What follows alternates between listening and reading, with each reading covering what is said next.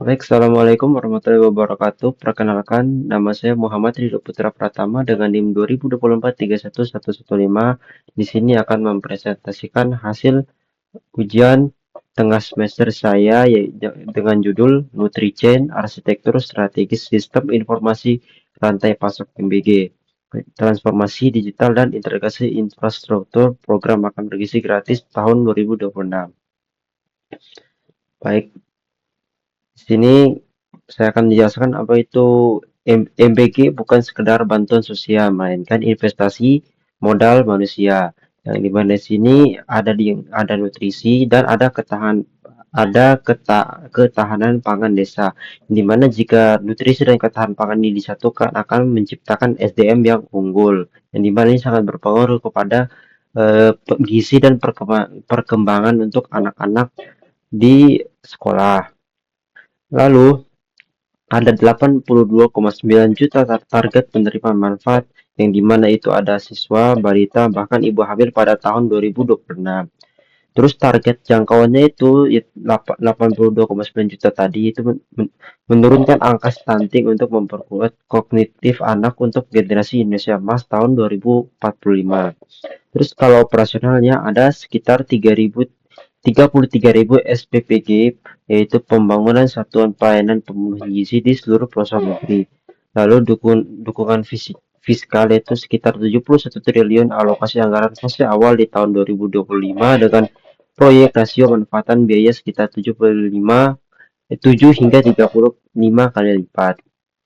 Lalu MBG ini dapat menggerakkan roda ekonomi pedesaan melalui BUMDes, yang dimana sirkulasi ekonomi lokal memprioritas komoditas pertanian dan perikanan daerah untuk menekankan biaya transportasi dan memastikan kesegaran bahan. Lalu ada penciptaan lapangan kerja, yang dimana operasionalisasi 33.000 SPPG diproyeksikan menyerap hingga 1,5 juta tenaga kerja baru di akar rumput. Dan yang ketiga, peran kritis BUMDes, yaitu di mana menjaga kestabilitas harga, menstandarisasi kualitas panen, dan memberikan kepastian pasar bagi produsen pangan daerah. Lalu di sini ada apa namanya, eh, lingkaran lingkaran ekonominya itu dari petani terus ke anggaran lokal ke dapur SPBG terus ke sekolah dan akan terus berulang-berulang seperti ini. Lalu ada skala masif membawa risiko logistik dan tata kelola yang kompleks, di mana geografi dan logistik 3T, di, dis, disparitas infrastruktur dan fluktuasi cuaca laut menyulitkan distribusi ke wilayah tertinggal, atau bisa dibilang tertinggal, terdepan, dan terluar, atau 3T. Ketiadaan cold chain menyebabkan lonjakan biaya logistik. Terus keamanan pangan, rantai pasok konvensional memiliki rasio tinggi post-harvest loss. Proses distribusi jarak jauh tanpa pengatur suhu rentan menyebabkan kontaminasi dan makanan basi. Dan yang terakhir, kebocoran dana dan efisiensi. Mengelola anggaran 71 triliun dan 33.000 dapur menciptakan blind spot pengawasan, yang dimana risiko markup hingga klaim porsi fiktif dan manipulasi spesifikasi gizi oleh oknum-oknum yang tidak bertanggung jawab. Terus mengubah titik lemah logistik menjadi titik kendali kontrol point, di mana nutrien ini dapat membuat titik lemah logistik menjadi titik kendali, yang dimana ada hambatan 3T, agility logistik dan jangkauan ekstrim, membangun sistem adaptif dan teknologi pengemasan canggih dan smart tracking untuk menjangkau kepulauan dan pegunungan terisolasi. Nah, untuk 3T ini seperti tadi kita bisa membangun sistem adaptif dengan teknologi pengemasan canggih dan smart tracking. Lalu ada apa namanya, ada risiko makanan basi. Nah, kalau kita mengurangi makanan basi, kita bisa mengunci kualitas gizi dan standar keamanan dengan secara otomatis dari hulu ke hilir dengan pemantauan suhu lingkungan secara real time. Lalu yang ketiga adalah blind spot anggaran. Untuk masalah tadi kita menghilangkan blind spot melalui visibilitas data, memastikan setiap rupiah tervalidasi dan terkonversi menjadi porsi kalori yang tepat di piring anak.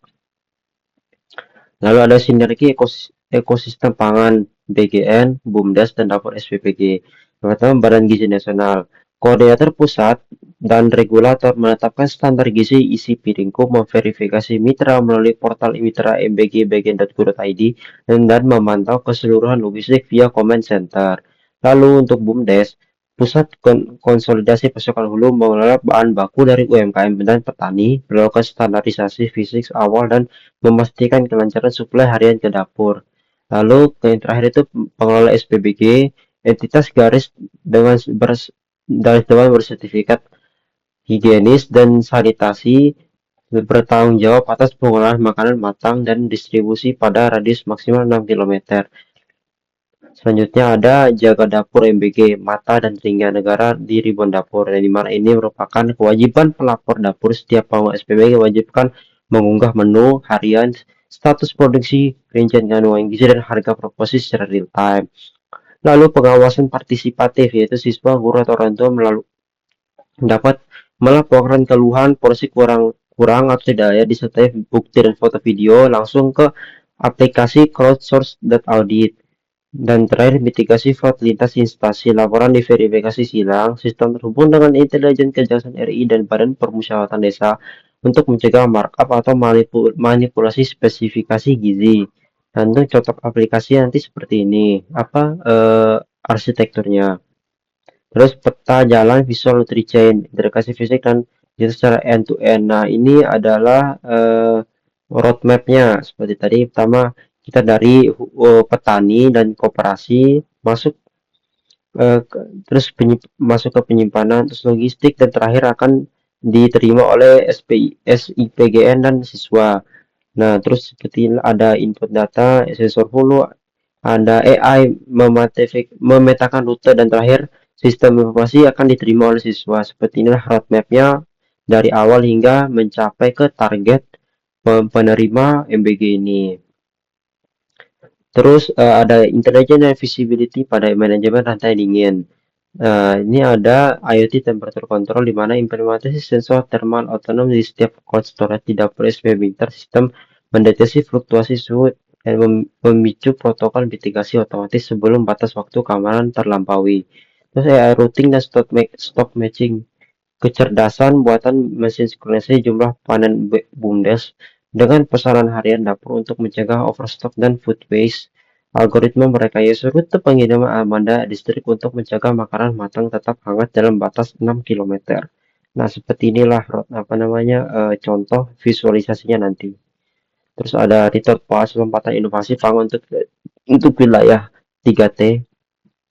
Apa itu retort? Yaitu proses pengemasan fleksibel diikuti sterilisasi komersial suhu ekstrim sekitar 121 hingga 135 derajat Celcius. Proses ini membunuh mikroorganisme patogen tanpa memerlukan pengawet kimia. Dampak pada rantai logistik MBG itu tahan banting, eliminasi cold chain, dan aksesibilitas ekstrim. Nah, seperti inilah arsitekturnya. Terus adaptasi operasional, tidak ada satu solusi untuk semua. Ada metropolitan, tantangan untuk kota-kota yang tinggi itu tantangannya ada kepadatan penduduk dan kemacetan. Solusinya dapur terpusat skala industri central kitchen, distribusi efisien menggunakan jaringan kolaborasi armada, kendaraan listrik EV, dan PT Pos Indonesia. Terus kalau untuk pedesaan, tantangannya itu jarak antar sekolah dan penyerapan hasil tani. Desentralisasi, solusinya desentralisasi dapur skala komunitas radius 6 km, pemberdayaan 100% BUMDes, dan terakhir sebagai agregator tunggal pasokan pangan mentah lokal. Untuk wilayah 3T, tantangannya itu rantai logistik terputus dan minim listrik. Solusinya itu dieksekusi oleh satu fasilitas harga khusus, kombinasi menu driver terfortifikasi dan makanan tradisional matang berteknologi retort pouch. Terus peta jalan integrasi ekosistem itu menuju kedewasaan. Yang pertama, kita tuh harus memiliki standar dan verifikasi. Lalu yang kedua itu deployment fisik, ketiga itu digitalisasi penuh, dan terakhir skalabilitas maksimal. Untuk mewujudkan Indonesia Emas melalui piring anak, kita tuh perlu pelindungan investasi negara. Arsitektur Nutrigen bukan sekedar alat pengantar logistik harian, ini adalah instrumen krusial. Terus keuntungan demografis melalui integrasi inovasi pengemasan retort pouch, kecerdasan mesin IT cold chain, dan transformasi buku digital MBG mentransformasi biaya operasional menjadi keuntungan ekonomi real. Maaf. Rujukan global meningkatkan tajam kecerdasan kognitif anak, mengentaskan kemiskinan desa via BUMDes dan memosisikan Indonesia sebagai benchmark manajemen tata kelola school feeding program dunia.